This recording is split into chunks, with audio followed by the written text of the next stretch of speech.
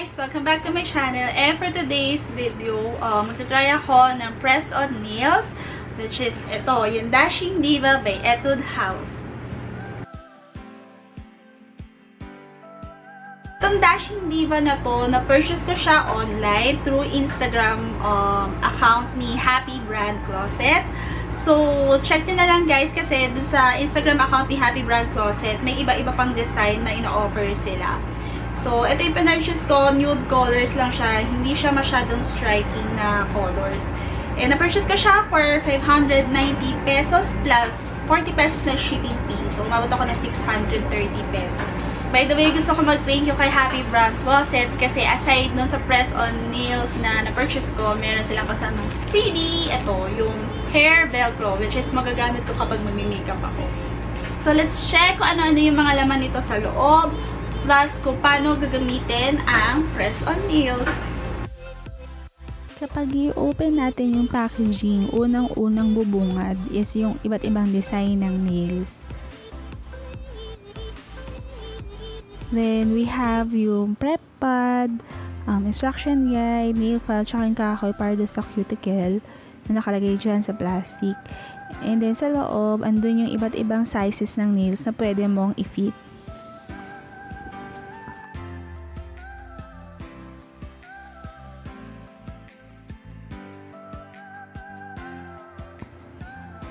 First step is yung preparation. So, unang-una kailangan malinis muna yung ating mga kuko. And then, iti-trim natin siya. And then, ito, nini-nail file ko. So, aside dun sa tip ng kuko natin, kailangan i-nail file mismo na yung gitna ng kuko para mas kumapit yung mga press-on nails.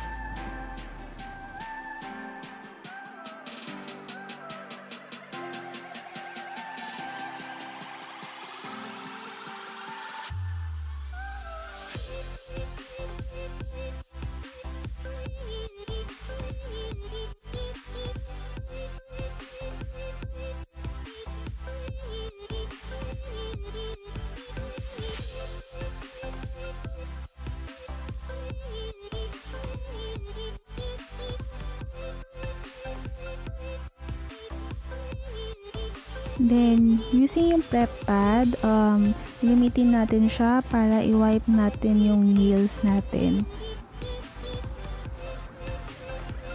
So, basically, parang itong prep pad is para lang siyang baby wipes, mga ganon.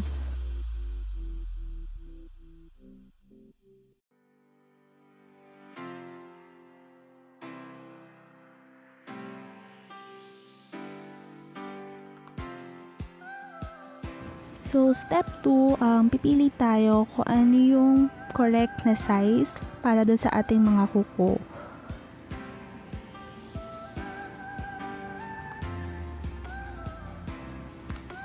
Then, third application is ipipeel off natin yung film yung nasa likod.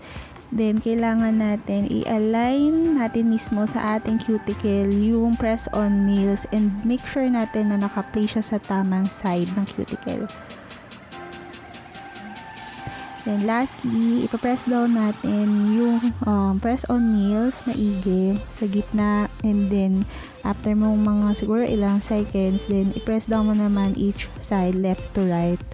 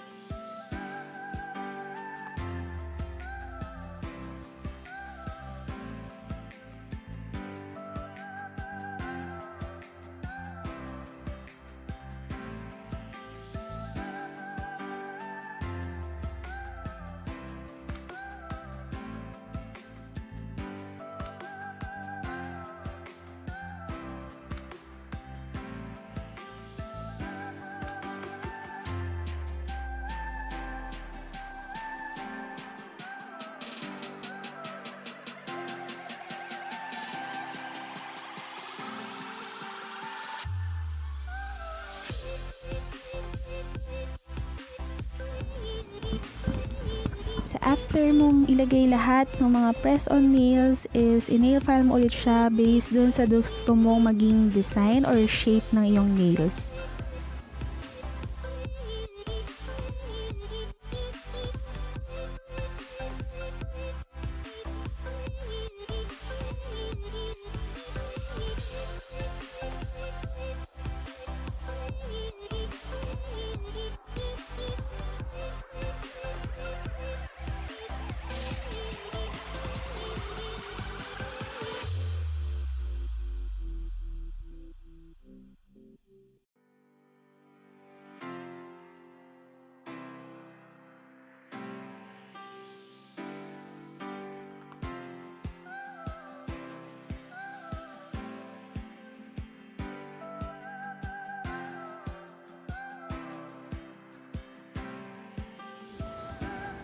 So that's it. Ito na yung finished product ng Dashing Diva Press-On Nails. If you like this video, don't forget to give a thumbs up. If you have comments or suggestions, you can write it down sa comment section below. And lastly, don't forget to subscribe on my channel and hit the bell button para makita-kita tayo ulit sa next videos ko. Thank you! Bye-bye!